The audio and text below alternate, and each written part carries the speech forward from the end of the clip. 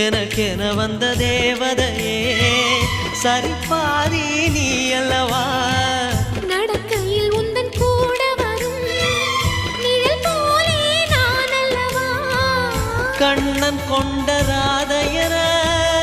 ராமன் கொண்ட சீதையர மடி சேர்ந்த பூரதமே மனதில் வீசும் மாருதமே